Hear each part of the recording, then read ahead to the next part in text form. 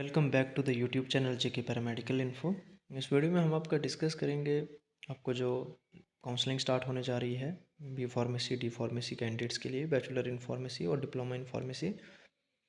आपका जो सेशन था ये है आपका 2024-25, जिसके अंडर जो है वो कैंडिडेट्स एडमिशन लेंगे। और एंट्रेंस हुआ, एंट्रेंस के बाद में आपकी जो है वो एक सिलेक्शन लिस्ट आउट हुई, ठीक है, रैंक वाइज।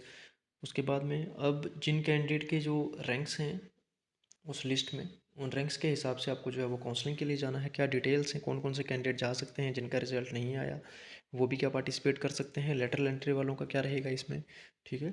जो जिन लोगों ने डी फार्मेसी कर रखी है वो बी फार्मेसी डी में, जो बी फार्मेसी में लेटरल एंट्री में एडमिशन लेना चाहते हैं, सारों की बातें, सभी क्वेश्चंस इस वीडियो में आपको उसका आंसर मिल जाएंगे, ठीक है।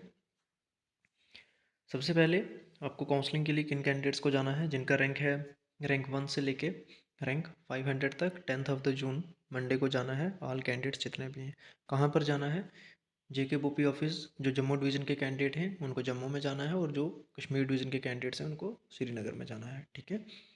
इसी तरह से रैंक 501 से लेके रैंक 1000 तक आपको जाना है 11th ऑफ द जून, यानी ट्यूसडे को, सभी कैंडिडेट्स को काउंसलिंग के लिए। देन 1001 से लेके 1695 तक जितने कैंडिडेट्स के रैंक्स हैं, इनको जो है वो 12th ऑफ द जून 2024 को जाना है। अब बोलेंगे काफ़ी सारे कैंडिडेट की जिनका रैंक इससे ज़्यादा है उनका क्या। अगर सीट्स बचती हैं इन केस, ठीक है, अगर सारी सीट्स फिलअप नहीं होती हैं तो सेकंड राउंड काउंसलिंग होगा।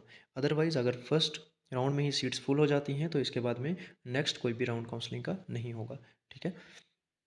इसका स्क्रीनशॉट रख लीजिए, आप देख लीजिए आप किस रैंक में फॉल कर रहे हैं, उसी हिसाब से आप लोग जो है वो काउंसलिंग के लिए जाएंगे। अब काउंसलिंग के लिए अगर जो कैंडिडेट जा रहा है, आपको जो है वो अपने साथ में क्या लेकर जाना है, अपने साथ में आपको अपना जो है वो डोमिसाइल सर्टिफिकेट लेकर जाना है, 12th की मार्कशीट लेकर जानी है, वैलिड कैटेगरी सर्टिफिकेट ले जाना है अगर किसी कैटेगरी से अप्लाई किया है, डीओबी बर्थ प्रूफ एज आपको 10th की मार्कशीट लेके जानी है, ठीक है।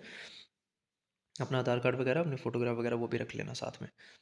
उसके अलावा आपको जो है वो टाइम, जो ऑफिस में तो आपको पहुंचना है, टाइम आपको 8:30 AM में वहाँ रिपोर्ट करना है, 10 AM जो है वो आपकी अटेंडेंस और आपकी वहाँ पर रजिस्ट्रेशन होगी, ठीक है।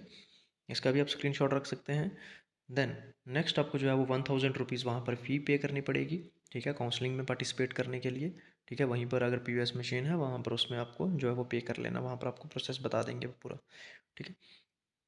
देन अगर कोई कैंडिडेट इन केस, सो काफ़ी सारे कैंडिडेट पूछते हैं कि हम आउट ऑफ स्टेट हैं, आउट ऑफ सिटी हैं, आउट ऑफ होम टाउन हैं, हम वहाँ पर नहीं पहुँच सकते तो हमारे जगह कोई और जा सकता है, तो बिल्कुल यहाँ पर इसमें पूरा क्लियरली मेंशन है कि अगर कोई कैंडिडेट नहीं पार्टिसिपेट कर सकता काउंसलिंग में, तो वो अपने क्लोज फैमिली मेम्बर्स यानी ब्लड रिलेशन में किसी ब्रदर सिस्टर या फिर आप अपने जो है वो फादर या फिर मदर, किसी को भी जो है वो काउंसलिंग के लिए भेज सकते हैं। Advice in the format of the participate in the counselling behalf of the concern candidate, okay, the authorize person has submit the authorization letter. Authorization letter आपने वहाँ पर देना है with his identity card, Aadhaar card, during the process of counselling, ठीक है। अपना जो है वो जिसको भी आप भेजेंगे उनको जो है एक वहाँ पर ऑथराइजेशन लेटर देना होगा। देन आपको आधार कार्ड अपना वहाँ पर काउंसलिंग के टाइम में उनको शो करना होगा।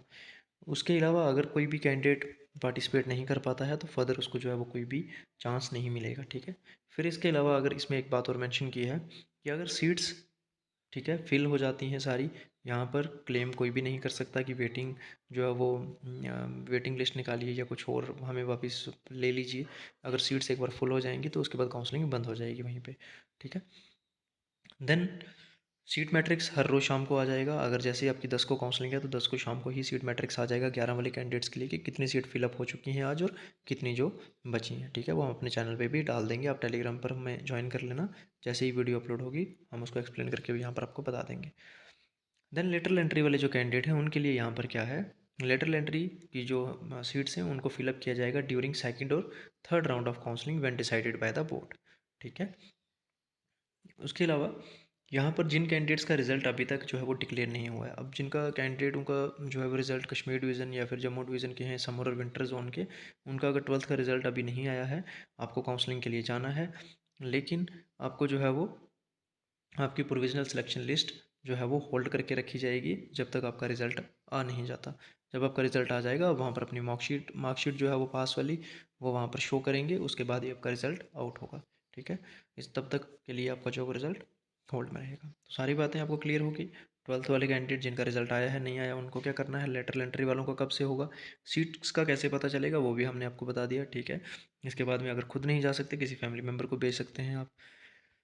देन डॉक्यूमेंट कौन से लेके जाने हैं, डॉक्यूमेंट्स के लिए भी आपको बता दिया, टाइमिंग आपको बता दी, कहाँ पर जाना है, ऑफिस आपको बता दिया। अगर इसके अलावा अगर आपको ऑफिस नहीं पता, गूगल में सिंपली आप जेके पोपी ऑफिस कश्मीर या जेके पोपी ऑफिस करके जम्मू सर्च करेंगे गूगल मैप पे, आपको बिल्कुल एग्जैक्ट लोकेशन मिल जाएगी, आप वहाँ पर ईजिली वहाँ पर पहुँच जाओगे, ठीक है। देन यहाँ पर कितने रैंक से कितने रैंक तक कैंडिडेट को पार्टिसिपेट करने जाना है, डेट्स आपको यहाँ पर मिल गई हैं, मेंशन है, ठीक है। इसके अलावा अगर यही पीडीएफ आपको चाहिए टेलीग्राम चैनल पर मिल जाएगी, वीडियो का लिंक और इस टेलीग्राम चैनल का लिंक और व्हाट्सएप चैनल का लिंक वीडियो के डिस्क्रिप्शन में मिल जाएगा, ठीक है। ज्वाइन कर लीजिए। किसी को और कोई क्वेरी है, personal Telegram channel is there, उसके उसमें भी आप मैसेज ड्रॉप कर सकते हैं, अदरवाइज कमेंट बॉक्स से you have drop a comment below. पहली बार जुड़ रहे हैं सब्सक्राइब कर लें, बेल आइकन को ऑल पे सेट रखेंगे, लेटेस्ट अपडेट मिलते रहेंगे आपको। Thank you so much.